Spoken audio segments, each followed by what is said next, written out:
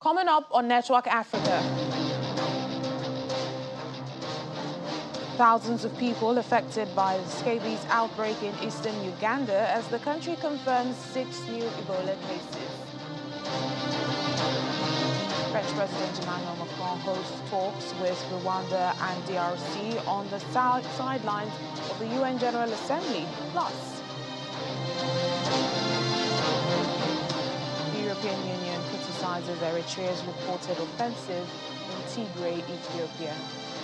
Hello and welcome to the program today. I'm Layo Olarinde. We begin in East Africa, where Ugandan health authorities have announced an outbreak of the skin condition scabies, said to have affected about 25,000 people in the Eastern District near the capital, Kampala. The head of health services in Palisa District, Jeffrey Mulekwa, says those affected were from fishing villages in Kasodo and Oloki areas. Well, the locals there first alerted officials to the outbreak 2 months ago after noticing several cases of a severe skin condition that causes itching and rashes. Officials blame communal practices like bathing in the lake for the rising infections where there is poor hygiene. Now, the villagers are now being encouraged to stop communal sharing, bath twice a day with soap, wash bedding, and to dry them under the sun. Scabies is an infestation of tiny mites in the skin, which is contagious between people. Staying with Uganda, the country's health ministry has confirmed 6 new Ebola cases after officials confirmed an outbreak in the country earlier in the week. Well, the new cases are reported in the central district of Mubende, where a 24-year-old man was confirmed dead on Tuesday after showing symptoms of the disease. A 1-year-old girl is also suspected to have died from the disease on Tuesday. Of the new 6 cases, 1 was reported from a neighboring district, and now this is the 3rd outbreak of the Ebola Sudan strain in Uganda. According to the ministry, over 40 people who contacted a family that reported some of the cases have been traced, and 11 of them are under isolation. Or neighboring countries say they are on high alert in case the disease spreads across the border. French President Emmanuel Macron has met the leaders of Rwanda and the Democratic Republic of Congo amid tensions between the two East African neighbors over rebel activity near their common border. The 3 leaders met on Wednesday on the sidelines of the United Nations General Assembly in New York. According to local media, the leaders want to intensify lasting cooperation and to fight impunity and put an end to activities of armed groups in the Great Lakes region. The Congolese president tweeted that they had agreed to work together for M23 rebels to withdraw from the occupied areas as soon as possible and for displaced people to return. The rebel group has controlled parts of DR Congo's northern province since June. Now, this meeting comes moments after Rwandan President Paul Kagame told the General Assembly that the blame game doesn't solve problems. Mr. Kagame supported a regional initiative to end the resurgence of fighting in the east of DRC, but said it would require more consistent financial support from the international community. Joining us further to discuss this is security expert David Otto. He joins us virtually from Abuja. Abuja, thank you so much for speaking to us on the program. Thank you. Well, what do you make of French President Emmanuel Macron's mediation? Do you think his talks with both Rwanda and DRC's president would help bring the conflict to a resolution? Thank you very much. I think it's a very important step. This is not the first time that we've seen France, intervening, playing some kind of a mediation role. Even before this meeting at the UN General Assembly, both the Congolese and the Rwandans have dispatched, some of the high-level national security representatives, to Paris, whereby I think, France is meddling to ensure that, there is some kind of a resolution. But again, we've seen the same agenda being brought forward by Kenya and Angola. I very much lean towards, a resolution by the African Union, and perhaps led by neighboring states, like Kenya and Angola. But of course, any initiative, for peace between DRC and Rwanda is welcome, and perhaps, we may see some level of commitment between the two presidents, because the DRC president Tshisekedi spent most of the time at the UN General Assembly talking about or blaming Rwanda for supporting the M23 rebels. So let's see how this goes. Well, the M23 rebels that we're talking about here, they've been an issue of concern. I mean, many have fled these countries due to the continuous fightings and killings. And Rwanda, there have been accusations and counter-accusations, that Rwanda is supporting the rebels that's coming from the DRC, but Rwanda continues to deny that this is not true. What do you think is at play here? You're very correct. The Rwandan government has made it very clear that they are not supplying the M23 rebels with arms. And on the other side, they've made it clear also that some of these groups are being supported by DRC Congo. So it's kind of a tit-for-tat accusation. And this is where the biggest challenge has been in terms of ownership of responsibility between not just DRC and Rwanda, but also, mind you, there is also an involvement of Uganda, because one of the key areas, known as Banagana, which is in the neighboring Uganda, this is where most of the M23 rebels are actually staking out. But of course, I think the biggest worry for any mediating country, including France, would be on how to distinguish between the M23 rebels that come from Uganda, those that perhaps have links in DRC Congo itself, those that are linked with Uganda, and perhaps some of the groups that are tied to Tanzania and Angola. So it's a bit of a very complex scenario. It's not just between DRC and Rwanda, as it may seem, but these are the countries that, according to, Rwanda is a country, according to DRC, that plays the biggest role in the support of these rebel groups. But again, that's one of the processes that, has to be taken very seriously during any process of negotiation or mediation between the two countries. Identification of who has what faction is very key. All right, and just finally, David, DRC has supported a regional initiative to end the resurgence of this fighting, but it says it needs financial support from the international community. How significant will this funding be? I think the first thing is to utilize the regional support. Kenya and the East African community have spearheaded this idea of deploying forces. Some of the forces from Burundi have already been deployed in the north, and we're expecting to see some other forces from Kenya as well, being deployed in the Goma region, where the headquarters is going to be, placed. But I think, when it comes to, financial issues, this should first of all, have some kind of a pilot program within the East African countries themselves, but also DRC and Rwanda that have pledged their commitment in principle to support a peaceful negotiation. But let that begin first before extending any international support mechanisms, because it all begins from home rather than from outside. Right then, our security analyst David Otto, thank you very much for your thoughts. Thank you. Just like we've mentioned, Rwandan President Paul Kagame has called for consistent investment from the international community to adequately fight the ongoing instability and conflict in the Eastern Democratic Republic of Congo. Addressing members of the UNGA, Mr. Paul Kagame also requested leaders of global institutions to financially support health and technology innovations in Africa.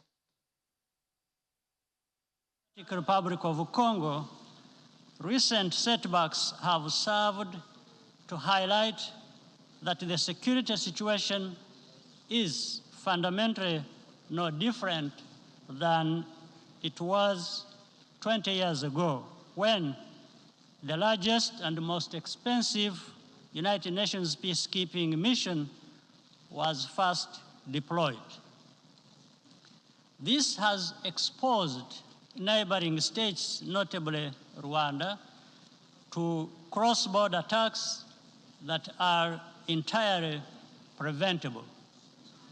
There is an urgent need to find the political will to finally address the root causes of instability in Eastern DRC. The blame game does not solve the problems. To ensure that the benefits are equally shared, we must continue investing equitably in emerging technologies such as artificial intelligence. In the area of peace building and counterterrorism, regional initiatives can complement the important work of the United Nations. Regional and bilateral initiatives have been proven to make a big difference, whether in the Central African Republic or the successful engagement to contain violent extremism in northern Mozambique, conducted by Rwanda and the Southern African Development Community. Meanwhile, newly elected Kenyan President William Ruto gave his maiden speech at the 77th session of the United Nations General Assembly, where he highlighted the conventional threats to humanity posed by regional armed conflicts, global food crisis, as well as the unprecedented devastating disruptions due to COVID-19. Mr. Ruto called for a collective effort to fight climate change as the Horn of Africa stares at the worst drought in 40 years. His Excellency, the interlocking challenges of conflicts, triple planetary crisis, and the global food crisis have impeded our momentum and obstructed our focus on achieving fundamental transformations towards sustainable development. In the Horn of Africa region, severe drought and disruption of supply chains due to the COVID-19 pandemic, as well as the Russia-Ukraine conflict, have left us food insecure, and consequently, we have been constrained to repurpose our strategies to prioritize drought and famine relief, insulating education and from disruption, and improving social protection and healthcare systems to secure the well-being of our people. Severe drought has affected not only the Horn of Africa and the Sahel regions, but continues to devastate many others, including Asia, Europe, and the Americas. If for no other reason, the fact that we all are in this together must strengthen the case for concerted efforts across continents. With this in mind, I call on member states and all relevant stakeholders to demonstrate strong political will and showcase effective cooperation by supporting the most affected countries financially, as well as through sharing land restoration and climate change adaptation technologies. It is through collaboration to expand inclusion that we can attain a new paradigm in multilateralism. In many respects, the COVID-19 pandemic stripped. The European Union says the reported movement of Eritrean troops into northern Ethiopian region of Tigray will only serve to escalate the conflict. EU's Foreign Affairs and Security Policy Chief Josep Borrell has urged all parties to forget about any military solution and join efforts for the benefit of their populations. Well, this comes amid a reported full-scale offensive by Eritrean troops along the Eritrea-Tigray border. However, the Eritrean nor the Ethiopian governments have spoken about the reported entry of Eritrean forces. Still ahead on the program, an Egyptian group builds pyramids using trash to mark International Coastal Cleanup Day. Details in a moment. Please stay with us.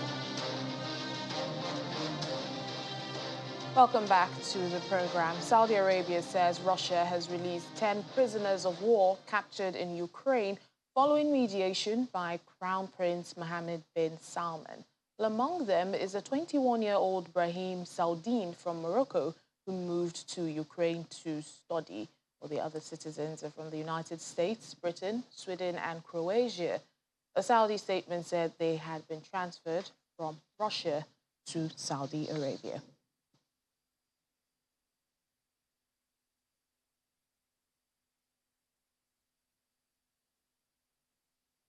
The International Day of Peace does provide a globally shared date for all humanity to commit to peace above all differences. And this year's national theme ties into the global theme to end racism and build peace, invoking the founding principles of the United Nations as the organization continues to lead international efforts to shape a more peaceful world for all.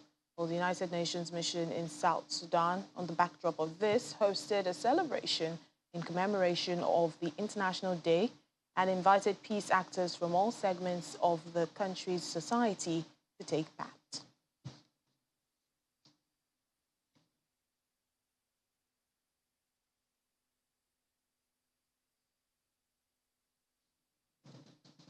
Back here in Nigeria, no fewer than 25 persons have lost their lives in Adamawa State due to torrential rain and release of water from the Lagdo Dam of the Republic of Cameroon, which comes with different levels of devastation. This is according to the Adamawa State Emergency Management Agency.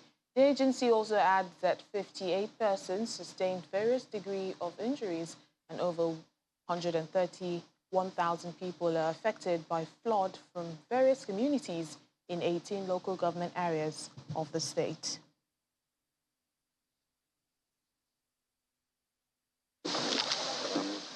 In June this year, the Adamawa State Emergency Management Agency issued a warning to communities located along the River Benue of flooding along its banks and the need to move to higher grounds. The overflow of the Benue River has made this threat a reality, with farmland submerged, houses destroyed and people displaced across 9 local government areas of the state, with many now forced to take refuge in public school facilities. Women and children make up majority of those taking refuge in these makeshift camps, where access to food and clothing is a major problem. It has caused a lot of havoc, a lot of pain to people. A lot of people lost their houses, their farmlands, their properties. Many houses have been destroyed, especially the one in Mashama land. If you see them, you pity them. Even life, they lost many lives due to the cause of the flowing of the river. Meanwhile, the Executive Secretary of the Adamawa State Emergency Management Agency says government is working to address the plight of the victims. The state government have done a lot. It started from the sensitization, as you rightly pointed out, and where camps were established, we are able to take some relief materials to them. Another cause for concern is a threat to food security in the agriculture-based state, which also feeds other parts of the country with livestock, cotton, groundnuts, millet, cassava, guinea corn, and yam. From Wurogoki, that's the entering point of Lagdo Dam, up to Lamorde, all the farms along this axis have been completely submerged. They will never get anything out of it. So there is a serious threat of food insecurity in the state. Nevertheless, chairman of Numan local government area believes the burden of intervention is too enormous to be shouldered by the state government alone. Appeal to people to be very calm, to listen to government instructions. Let them know that this is not the end of life. This is just a natural thing that will come and go. let the people listen to the government. So whenever there is provision for them to move or to leave this place to underground that they will be safer, let them follow it, let them use it, so that, there will be safety for everyone. In the meantime, the National Emergency Management Agency's flood warnings remain in place for Taraba, Benue, and other frontline states that are in danger of heavy flooding due to predicted above normal rains, coupled with the combined waters from the rivers Niger and Benue and release of water from Lagdo Dam in the Republic of Cameroon. As deforestation reduces the natural habitat of the giant African snail, entrepreneurs like Benus Bleu are carving out a profitable niche market with farms for the delicacy. Well, the snail is good for not only food, but its slime is in demand for cosmetics. Benus Bleu has been breeding mollusks and teaching others how to raise edible snails since 2017. Throughout the country, several snail farms have joined the trade, as about 1,200 farms have started in recent years, and nearly 6,000 people have been trained in snail farming. If we have more producers, the cost of snails on the market will decrease. And the more we have snails, the more the producers who practice the activity can better earn their bread and better their lives by putting snails on the market. The snail is by far the caviar of today. It's quite the prized meat and cannot be compared to beef. According to him, 5 years ago, total snail consumption was at little over 7 tons, mostly picked from the forest. But last year, producers provided 14 tons for a total of 21 tons, which could increase to 30 tons this year, with demand high at around 250 tons annually. Ange Kosseur, the general coordinator of Bleu's firm, Côte d'Ivoire Escargot, says that the present demand keeps them in business no matter the season. With this kind of farm, we can produce against the season, even in December when there are no snails on the market here, and in times of shortage when the price is really high. In the country, where a kilogram of beef is sold for around 2,500 CFA francs, about $3.79. About $3.79. A kilogram of snail could cost twice as much.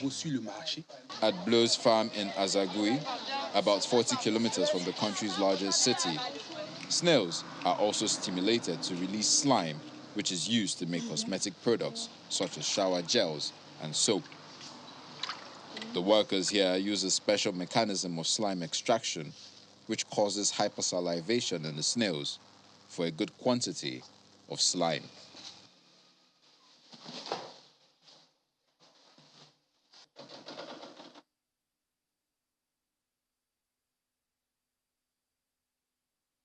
Marking the International Coastal Cleanup Day, an Egyptian environmental group, Very Nile, is organizing a campaign to clean the country's Nile River and also building a large pyramid made of pressed plastic bottles collected by fishermen from the Nile. The Nile, 6,650 kilometers long, is a vital source of life for many Egyptians, and for thousands of years, the river has provided a source of irrigation to transform the dry area around it into lush agricultural land. But over the years, tons of plastic waste have been dumped into it. In 2018, the Very Nile, an Egyptian environmental group with the aim of cleaning up the Nile River, was formed. Our message today is that the pyramid is always remembered for its huge size and the fact that it is an Egyptian symbol. Our problem is an Egyptian problem as well, because 96 million citizens depend on the Nile primarily. As we all live around the Nile, it is a huge problem. It took a while, but the group has formed a pyramid of discarded plastic bottles, which has come with financial benefits. The group encourages fishermen to collect trash from the Nile in exchange for much-needed cash. The trash, especially plastic, is either recycled into threads to be used by textile factories, or used as a source of power. We clean the Nile daily. This is the plastic collected from the Nile in 45 days by 60 fishermen whose income has been impacted due to water pollution, and this has become a new source of income for them. This plastic is a precious resource. It is better for it to be recycled and not wasted in the Nile. The Nile is the most important resource, and there are 96 million Egyptians who depend on it daily. The group says the fishermen usually remove nearly 100 kilograms of plastic waste from the Nile on a daily basis. And that's it on the program today. Thank you so much for watching. I'm Layo Olani.